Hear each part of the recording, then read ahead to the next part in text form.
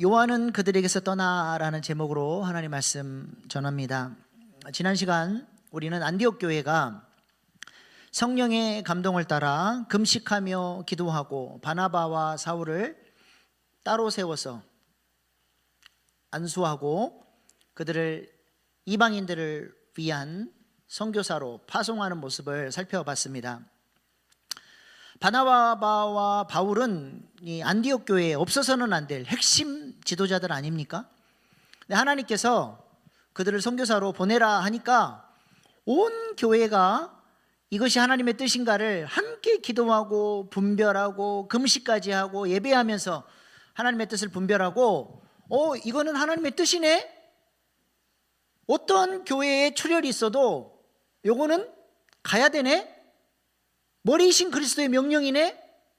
교회가 그 일에 전폭적으로 교회의 머리이신 그리스도의 뜻을 따라서 바나바와 사울을 따로 세워서 이렇게 선교를 보냈죠. 이 안디옥 교회가 쓰임받을 수밖에 없는 이런 결정적인 모습이에요. 머리이신 그리스도를 주인으로 인정하는 거죠.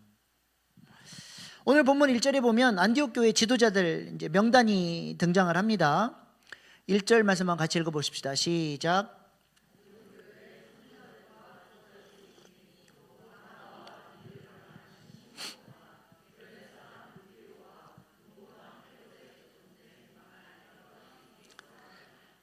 아멘. 이들은 출신 지역과 인종 또 살아왔던 문화가 다 달라요. 종교적 배경도 다르고 경제적 수준, 지식 수준 다 달랐습니다.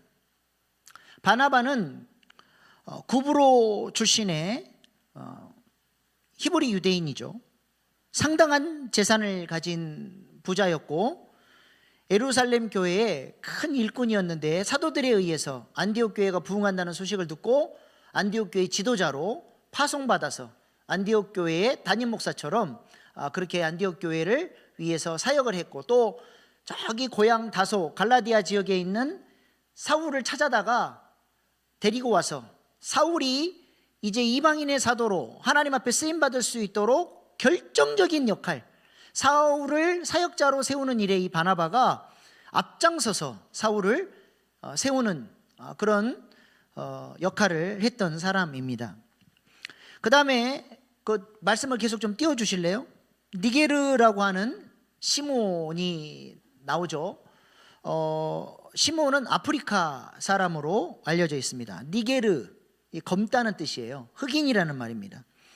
흑인에 대해서는 아주 고대로부터 피부 색깔 때문에 편견과 인종차별을 많이 받고 살아가는 사람들 아닙니까? 그러니까 시몬의 별명이 뭐예요? 니게르, 흑인이다. 이런 별명이 따로 있을 정도로 이런 피부 색깔, 인종 때문에 차별을 많이 받았던 사람인데 안디옥 교회에서는 이런 흑인이 지도자로 쓰임받고 있어요. 안디옥 교회가 진짜 좋은 교회예요. 편견도 없어요. 하나님이 쓰시는 사람이다 그러면 그 사람 존대해 주는 거예요. 그 사람 안에 있는 능력, 은사, 하나님의 기름 부으심, 하나님이 쓰시는 사람 존대해 주는 거예요. 그 다음에 루기오는 구레네 사람 루기오 그러죠. 구레네는 북아프리카, 이 사람도 이제 아프리카 출신이에요. 근데 루기오라고 하는 이름은 로마식 이름입니다. 로마 사람이 아닌데 로마 이름을 갖고 있는 경우는 딱 두 가지예요. 하나는 로마에 엄청난 공헌을 해서 로마 이름을 얻고 시민권을 얻은 경우, 또 하나는 노예, 로마 주인이 노예에게 로마식 이름을 지어주는 거예요. 근데 이 루기오라고 하는 로마식 이름은 뭐냐면 우리나라 말로 바꾸면 마당쇠 그러면 누가 떠올라요? 종이 떠오르죠. 그때 당시 로마 시대의 루기오는 종들의 이름이에요. 그러니까 이 사람은 노예 출신이에요. 자기 이름도 그냥 마당쇠. 그런 사람이 안디옥 교회의 영적 지도자로 세워져서 쓰임받고 있습니다. 마나엔은 어떤 사람이에요? 분봉왕 헤롯의 젖동생 마나엔.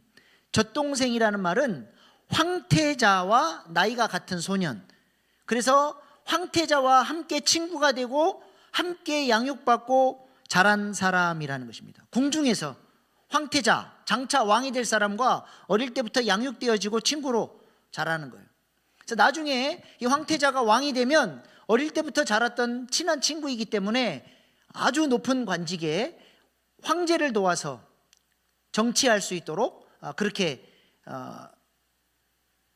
정치적 동지로 그렇게 쓰임받는 경우가 많죠. 여기 분봉왕 헤롯은 헤롯 안디바를 가리켜서 얘기하는 거예요. 헤롯 안디바가 누구예요? 세례 요한을 목베어 죽인 사람입니다. 그리고 그 이후에도 예수님을 따르는 사람들을 극히 싫어해서 많은 핍박, 교회의 대적자였던 사람이죠. 그런 면에서 마나엔은 헤롯 안디바의 최측근, 그쪽 집안 사람, 교회를 핍박했던 사람이죠. 그런데 원수 같은 집안의 사람이 복음으로 변화됐어. 완전히 나랑 다른 진영, 나를 핍박하고 미워했던 사람이 회심하고 돌아왔어요. 그리고 말씀으로 잘 양육되어져서 안디옥 교회의 영적 지도자로 그렇게 쓰임받고 있었다는 거죠. 놀라운 일이죠. 이 교회 안에 복음 때문에 모든 편견, 출신, 신분, 모든 벽이 허물어져 버려요.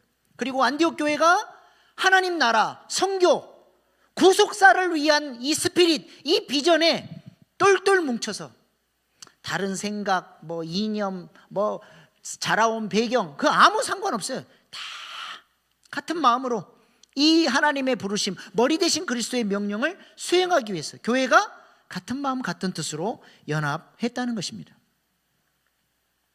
그리고 우리가 잘 알고 있는 사도 바울, 이 사람도 과거에 어떤 사람이었어요? 사내들인 공의회의 그 권력에 등을 업고 교회를 핍박하고 사람들을, 교인들을, 성도들을 죽이던 그런 사람이죠. 바울이 누구를 죽였습니까? 스데반의 돌로 쳐서 죽일 때 그 총책임자가 바울이었어요.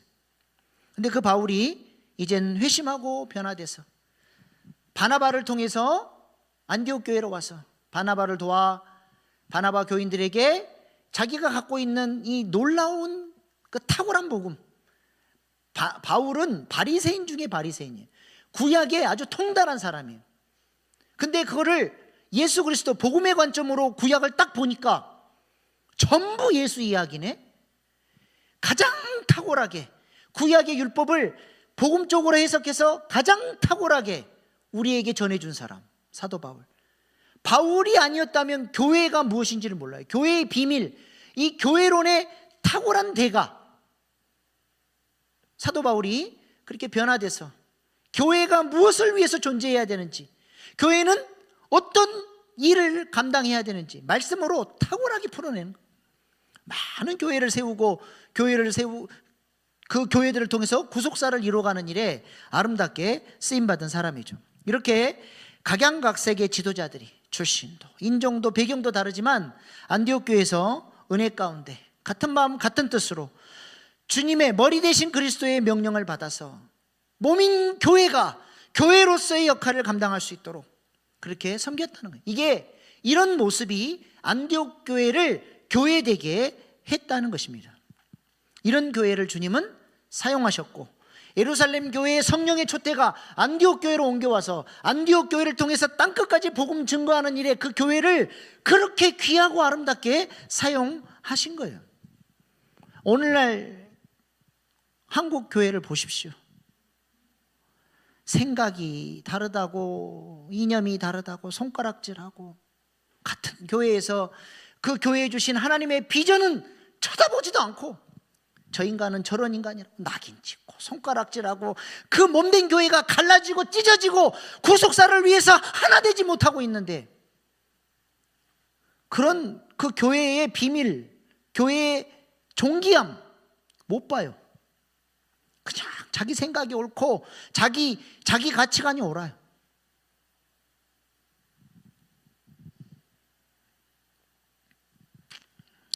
제가 우리 장신대에서 동성애 문제가 참 민감하지 않습니까?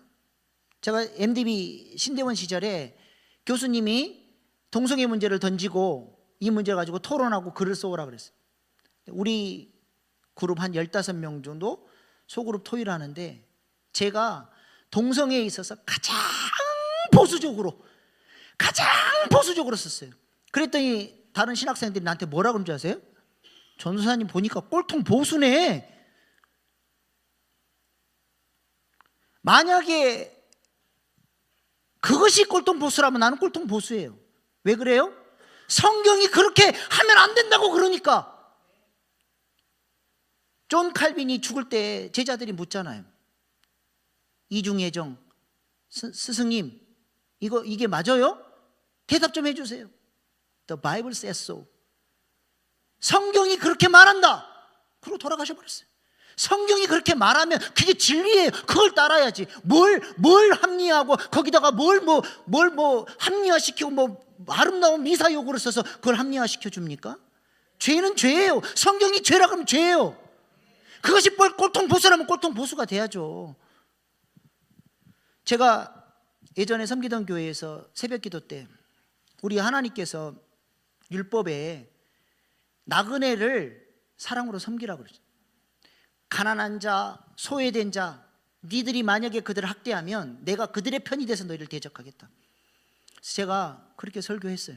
우리는 성경적 가치를 따라서 우리나라에 와 있는 사회적 약자들, 존재하지만 존재하지 않는, 서류상에 존재하지 않는 사회적 약자들, 그 사람들이 누구예요? 불법 체류자들이에요. 몸이 아파도 병원도 못 가고 자녀들 학교도 못 보내고. 근데 우리나라에 선진화법 아직도 이게 통과가 안 된 것. 그 필리핀에서 시집 와가지고 이자스민이라고 옛날 새누리당 국회의원이었는데 이분이 공청회를 열었어요. 우리나라도 선진국들처럼 사람이 이 땅에 존재하고 있다면 그 사람이 비록 신분이 불법이어도 그것을 묻지 않고, 그 사람의 신분을 묻지 않고 이 땅에 존재하는 사람은 좀 사람답게 살 수 있도록 의료도 좀 보장해주고 자녀들 학교도 좀 갈 수 있도록 가장 인간이 살 수 있는 가장 기본적인 인권은 좀 보호를 좀 해줬으면 좋겠다. 그거 공청회 열었다가 욕을 바가지로 먹었어요. 니네 나라로 가라. 우리 세금 그런 데 쓸 수 없다. 난리가 나버렸어요. 내가 너무 안타깝다. 나는 미국에서 유학할 때 미국이 선진국인 게 나 그걸 느꼈다. 미국 사람들은 세금을 통해서 이웃사랑을 하더라. 내가 유학생 신분이고 돈이 없다 그러니까 사회복지로 우리 둘째 시온이 태어났을 때 다 보장해 주더라. 나 그게 너무 부럽더라. 우리나라도 좀 그런 나라 되면 안 되겠냐? 그런 사람들, 그런 사회적 약자의 피눈물을 흘리면 하나님께서 우리나라에 복 주셨는데 그게 하나님의 뜻에 반하는 거다. 그렇게 설교했어요. 그랬더니 어떤 성도님이 예배 끝나고 저를 좀 보재요. 왜 목사님 좌파 설교를 하십니까? 목사님 좌파예요? 그래. 좌파가 뭔데요? 인권! 그 인권 강조하는 게 좌파예요. 정신 똑바로 차리세요. 나한테 그러더라. 내가 뭐라 그랬어요? 집사님, 그게 좌파면 나 좌파 목사 맞아요. 나는 성경이 그걸 얘기하니까 그걸 얘기할 수밖에 없는 거예요. 그것이 좌파든 우파든 상관없이 성경의 가치라 그러면 얘기해야 됩니다. 목사는.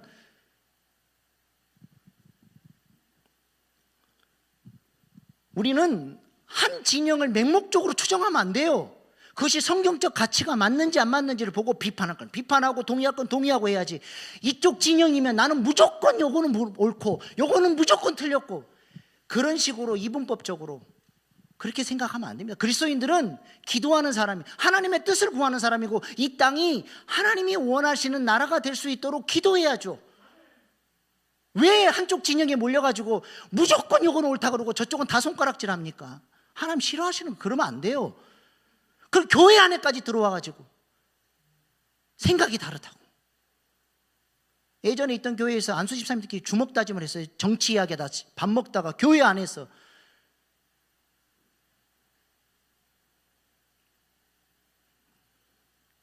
좌파 정권 때 미션스쿨 설립 이념 다 망가뜨려 버리고, 학교에서 성경 못 가르치게 할 때 목사들이 일어나서 데모했어요. 그러면 안 된다. 이 학교는 미션스쿨이고 성경을 가르쳐야 된다. 잘못된 이야기를 하면 싸우는 거죠. 핍박도 받아야죠. 그렇다고 그거 다 틀렸습니까? 잘한 것은 잘한 거죠. 우파 정권, 약자 문제 너무 약해. 나는 미국이 난 지금 잘못된 길로 가고 있다. 하나님께서 그렇게 복을 주셨으면 예전처럼 전 세계의 평화를 위해서 헌신하고 좀 자기들이 좀 손해 보더라도 좀 그렇게 동맹국들 도와가면서 공산주의, 사회주의가 그냥 전 세계를 휩쓸 때 그렇게 똘똘 뭉쳐서 미국을 중심으로 그렇게 서로 도와가면서 했던 나라가 어쩌다가 저렇게 이기주의가 돼버렸을까? 구구. 우리 거밖에, 우리만 잘 살면 된다. 우리만. 잘못된 길로 가는 거예요. 우리 교회는 어떤 교회입니까? 성경적 가치를 따르는 교회입니까? 어떤 한 이념을 따르는 교회입니까? 왜 복음의 이념 밑으로 들어가야 됩니까? 우리 교회는 누구라도 어떤 생각, 어떤 이념을 갖더라도 사랑받을 수 있는, 당신은 사랑받을 수 있는 가치가 있는 사람이라고 인정해 줄 수 있는 그런 교회 될 수 있기를 소망합니다. 요즘 제가 들었던 말 중에 우리 목사님은 전라도 출신이어서 전라도 출신 목회자만 데려온다. 얼마나 이런 말이 교회 안에 돌면 당회 석상에서 장로님들이 걱정이 돼가지고, 목사님 전라도 교육자들만 뽑습니까? 이걸 물어봐요. 제가 그것을 의식도 안 했지만, 아니 전라도면 어떻고 경상도면 어떻습니까? 제 가장 친한 베프, 항상 기도하고 서로 도와주는 제 가장 친한 친구는 경상도 부산 출신이에요. 이 좁은 나라에서 충청도면 어떻고 강원도면 어떻습니까? 그게 그렇게 중요합니까? 하나님 보내주신 사람들이 어떻게 하다 보니까 전라도 출신 목회자들이 그냥 많아진 거예요. 우리 정상돈 목사님 누가 추천했습니까?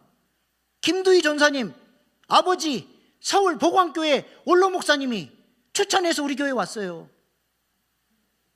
우리 서영찬 전사님, 제가 함께 공부하는 훈련받는 목사님들 중에서 우리 교회 자리 비었다니까. 너무 훌륭하신 목사님. 그 자녀 지금 목사님 교회 가면 안 됩니까? 아유, 자리 비었습니다. 오십시오. 그래서 오게 됐어요.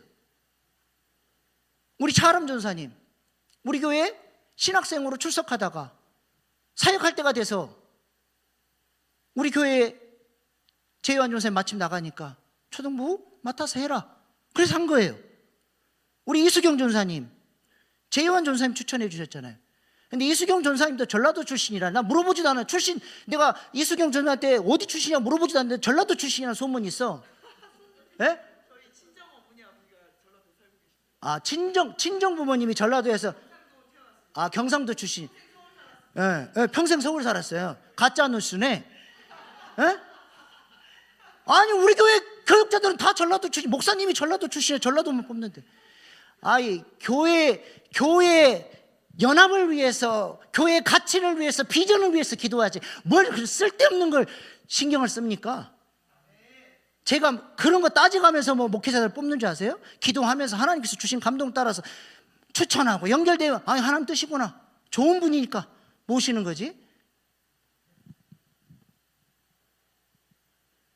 복음 때문에 빈부 귀천에 상관없이, 어디 출신이냐 상관없이, 정치적 이념과 상관없이 교회는 서로 사랑하고 주신 명령을 따라서 여호와의 군대로 함께 연합하고 같은 마음 같은 뜻으로 사역하는 것이 되어야 할 줄로 믿습니다. 우리 주님은 제자 공동체도 우파 좌파가 다 깔렸어요. 예? 그 항상 그 친로마, 그 우리 민족을 반역한 사람은 단칼에 쳐 죽여야 된다고 칼 가슴에 품고 다니는 열심당원들이 있었어요.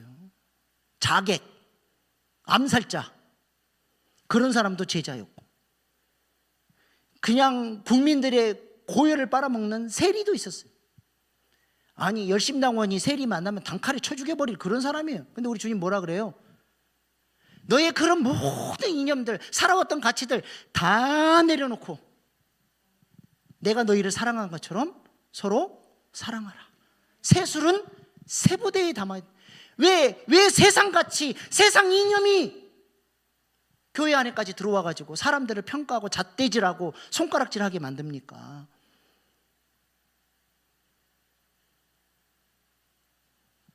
새 계명을 주노니 서로 사랑하라.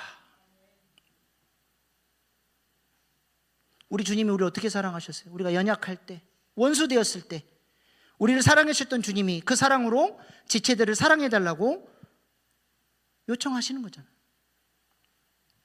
누가 주님의 몸된 교회를 지역 출신으로, 정치적 이념으로, 빈부 기촌으로 나눕니까?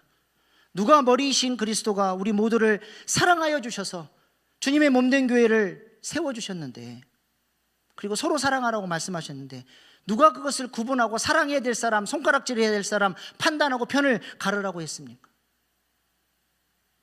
교회는 하나님의 구원 경륜을 위해서 세우신 하나님의 소망이요 하나님의 비밀입니다. 교회가 너무 소중해요. 이 교회를 통해서 하나님은 땅끝까지 복음을 증거할 뿐만 아니라 만물까지 회복하는 일을 위하여 이 소중한 교회를 사용하시기를 원하십니다. 이것을 위해서 지난주에 오셨던 서창곤 목사님, 이 교회 세우시려고 거룩한 낭비, 탕부 하나님께서 그 엄청난 희생을 치르셔서 이 주님의 몸된 교회를 세워주셨잖아요. 그러면 교회가 교회로서의 본질적인 모습들을 갖춰가는 일을 위하여 헌신해야죠. 그런 사람 하나님이 기뻐하시는 거죠. 두렵고 떨림으로 교회를 소중하게 생각하고 대하실 수 있기를 바랍니다. 구속사의 대적자가 절대로 되면 안 돼요. 교회 안에 새로운 사람들이 들어오면 저 사람이 돈이 많네, 적네, 외모가 어떻네, 이렇다 저렇다 품평해 하지 마시고 하나님이 보내주신 사람이잖아요. 좀 마음을 열고 환대하고 좀 웃어주고 좀 사랑해주고, 그래서 그 사람이 좀 정착할 수 있도록 좀 해줘야 되는데, 사람은 여러분 영적인 존재라서 말하지 않아도 다 알아요. 이 사람들이 나를 안 받아주는구나, 나를 평가질하고 있구나, 다 알아. 온통 자신의 왜곡된 관점과 비틀어진 그 시선을 가지고 사람들을 평가하는 그 생각 속에 얼마나 많은 인지오류, 잘못된 생각이 많은지 아세요? 좀 공부라도 해서 자신을 좀 볼 수 있어야 되는데 그것도 안 해. 그렇게 함부로 평가하고 함부로 말하는 그 교만한 태도가 주님의 몸을 갈갈이 찢고 구속사를 방해하는 큰 죄가 될 수 있다는 사실을 겸손히 좀 성찰하시고 그 까마귀 눈을 비둘기 눈으로 바꾸어가는 은혜가 있기를 축복합니다. 축복합니다. 안디옥 교회처럼 다양한 출신의 사람들이 신분과 빈부 귀천을 따지지 않고 복음 안에서 하나 되어 교회의 머리 대신 한 분 예수를 왕으로 모시고 그분의 뜻에 따라 순종하는 교회 될 수 있기를 소망합니다. 이렇게 하나된 교회에 성령이 역사하셔서 바나바와 바울을 파송하라 말씀하셨고, 그들을 기도함으로 금식하며 그 하나님의 뜻을 잘 받들어서 그들을 파송하여 보냈습니다. 그렇게 바나바와 바울은 마가 요한을 데리고 선교팀을 구성해서 드디어 역사적인 1차 선교 여행을 떠나게 되죠. 1차 선교 여행은 어디로 갔습니까? 사진 한번 띄워주세요. 저 보세요. 밑에 저 안디옥에서 배를 타고 구브로라고 하는 섬에 가서 복음을 전하고, 또 배를 타고 버가라고 하는 곳에 갔다가 위로 비시디아 안디옥으로 올라가죠. 구브로, 그 다음에 갈라디아 지역을 중심으로 복음을 전해요. 바나바는 어디 출신이라고요? 고향이 어디예요? 구브로예요. 저 섬. 바울은 어디 출신이에요? 저 갈라디아 지역. 그러니까 1차 선교 여행은 어디로 간 거예요?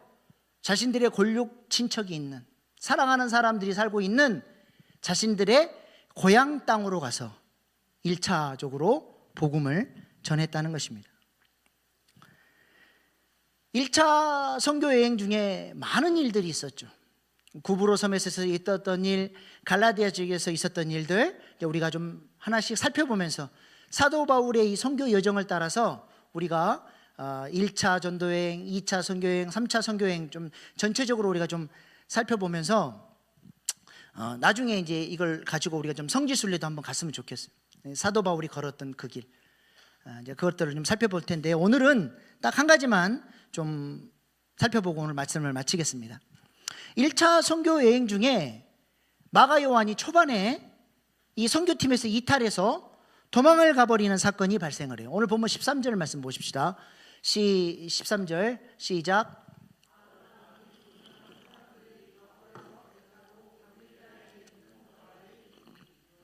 그들에게 떠나 예루살렘으로 돌아가고. 네. 구브로를 지나서 배를 타고 이제 갈라디아 지역을 넘어가기 위해서 버가라고 하는 지역에 도착했을 때 마가 요한이 집으로 돌아가 버리죠. 사진 한번 다시 지도 사진 다시 한번 보여주세요. 지도. 네, 저기 버가라고 하는 곳이 있죠. 그리고 비시디아 안디옥으로 북쪽으로 올라가야 되는데 저기서 비시디아 안디옥으로 가려면 그 타우루스라고 하는 높은 산맥을 넘어서 가야 돼요. 저 버가가 지금은 터키의 항구 도시, 관광 도시, 휴양 도시로 잘 알려진 안탈리아라고 하는 곳입니다. 안탈리아는 우리가 뉴스에서도 가끔씩 들어요. 우리나라 국가대표나 프로팀들이 저 안탈리아 지역으로 가서 전지훈련을 많이 가는 지역이에요. 들어봤어요? 석찬 형제? 네. 그래서 그 축구 연습하고 있는 거 보면 뒤로 그 타우루스 산맥이 병풍처럼 쫙 펼쳐져 있는 것을 알 수 있습니다. 우리 저기 집사님은 한번 다녀오신 적 있을까? 에? 거기 안탈리아에 3년 살았어요? 역사적인 곳에 살았네. 예, 저기가 그 마가 요한이 도망간 자리예요. 그래서 사진 한번 띄워주세요. 그 산맥 사진. 예. 예. 안탈리아에서 이제 뒤쪽으로 보면 저런 큰 산이 있고 앞에는 바다가 있고 아주 아름다운 도시죠. 근데 이제 그때 저 산맥을 넘어서 이제 비시디아로 가야 되는데 마가 요한이 선교팀에서 저 안탈리아에서 도망을 가버려요. 성경에 그 이유가 나오지는 않는데 학자들의 추정 중에서 두 가지가 가장 유력합니다. 첫 번째는 뭐냐면 저 높은 타우루스 산맥을 넘어서 이제 비시디아 안디옥으로 가야 되는데 마가 요한이 부잣집 아들이잖아요. 그 옛날 그 마가의 다락방 120명이 들어갈 수 있을 정도로 큰 다락방이 있는 부잣집 아들로 이렇게 유약하게 살았던 사람이 저 높은 산맥을 넘어서 가려고 하다 보니까 너무 힘이 들고 겁이 난 거죠. 예수님이 십자가 고난당할 때 로마 군인들에 의해서 잡혀갔을 때도 마가 요한이 어떻게 해요? 겉옷을 뒤집어 엎고 예수님이 어떻게 하시나 보러 갔다가 정체가 들통이 나니까 겉옷을 그냥 벗어 던져버리고 도망쳤던 사람, 겁이 많은 사람이 바로 마가 요한입니다. 마가 요한이 왜 도망갔을까? 저 높은 산을 넘어서 거친 길을 가는 것도 두려웠겠지만 저 산맥 안에는 강도들이 그냥 도적대가 많았대요.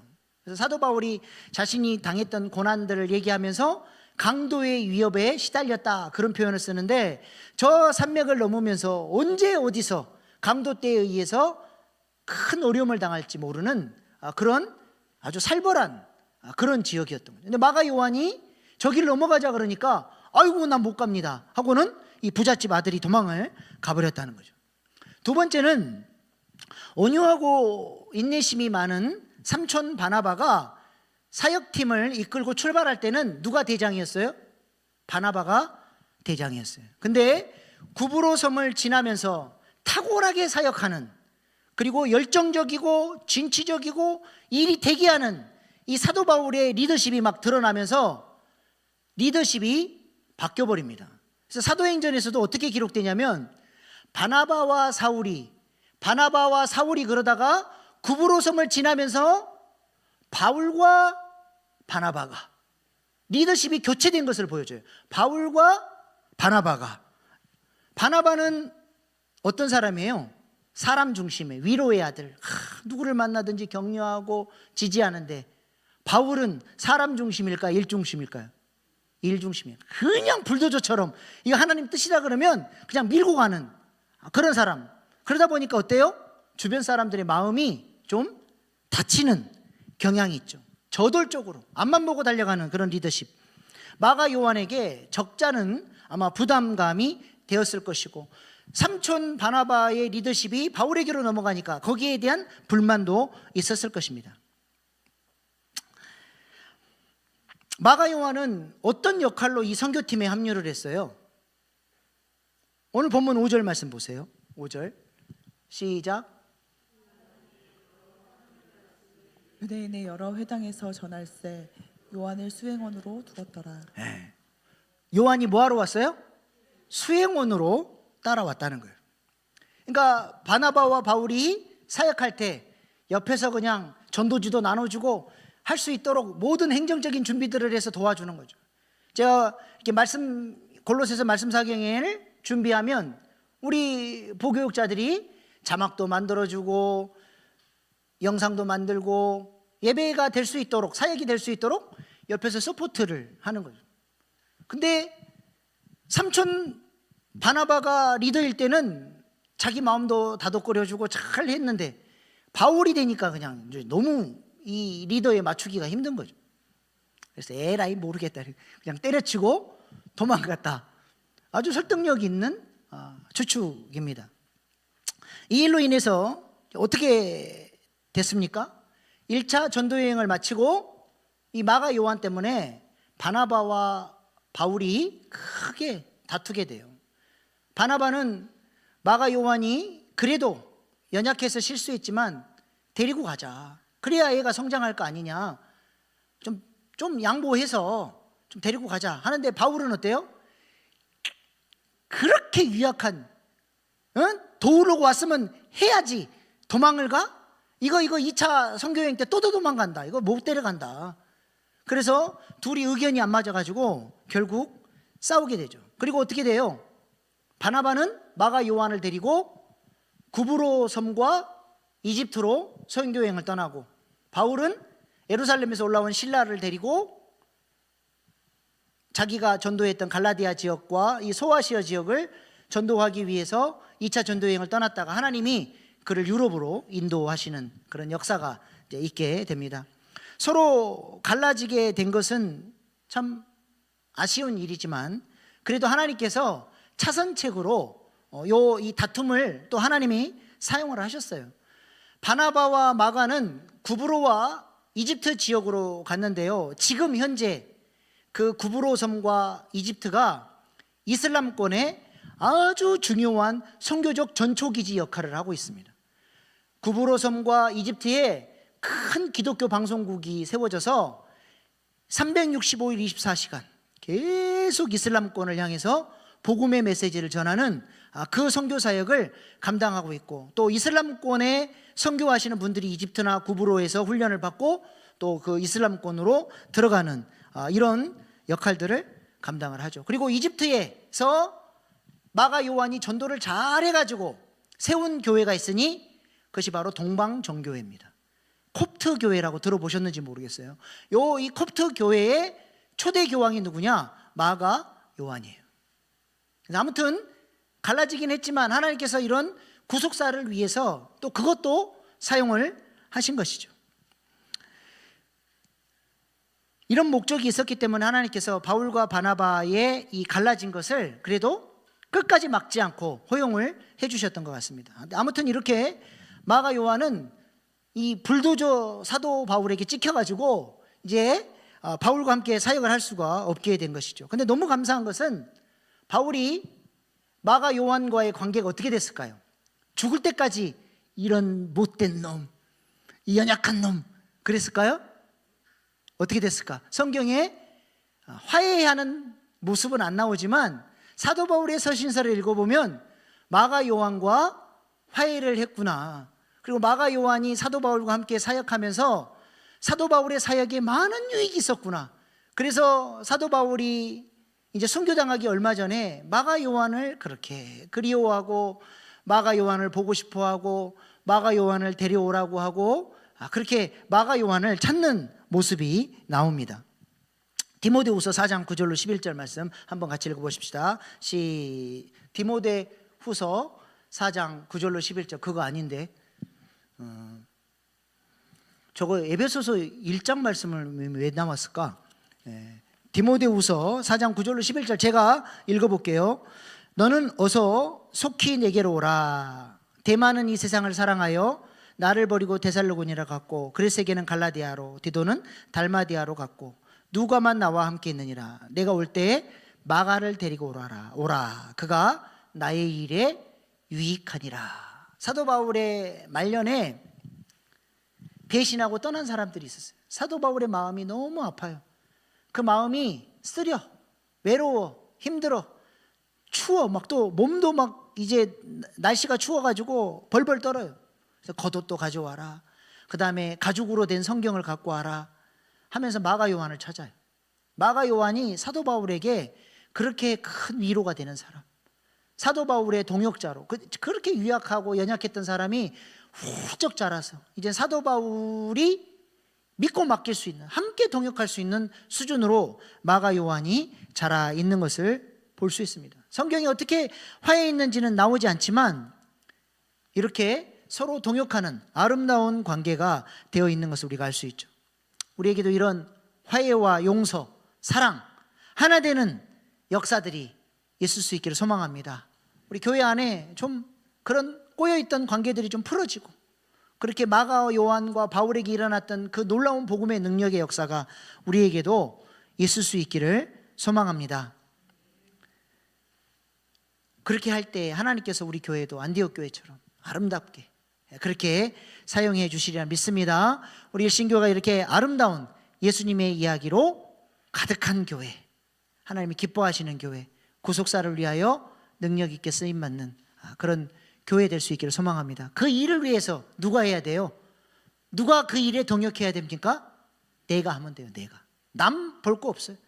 내가 해야 될 역할, 주님이 맡겨주신 사명, 이 교회를 향한 부르심, 그 비전, 그 스피릿에 내가 동참하고 함께 동역하기 시작할 때 하나님께서 그런 소중한 마음 한 마음들을 모아서 안디옥 교회처럼 우리 교회도 그렇게 위대한 교회로, 구속사에 쓰임받는 교회로 세워가게 되리라 믿습니다. 기도하겠습니다. 우리가 편견을 가지고 낙인을 찍어서 미워하고 반목하고 그렇게 살아가는 관계가 아니라 복음 안에서 성숙할수록 넉넉한 가슴으로 사람들을 품어주고 환대할 수 있는 그런 하나님의 사람으로 성장해 갈 수 있게 해달라고, 우리 일신교회가 안디옥 교회처럼 그렇게 사랑하는 교회, 주님의 머리이신 그리스도의 뜻을 받들어서 구속사에 쓰임받는 교회로 세워지게 해달라고, 그 일을 위하여 하나님 제가 그 일에 헌신하는 사람 되겠습니다. 이 시간에 주신 말씀 붙들고 주여 3번 부르고 결단의 기도로 나가시겠습니다. 주여, 주여, 주여.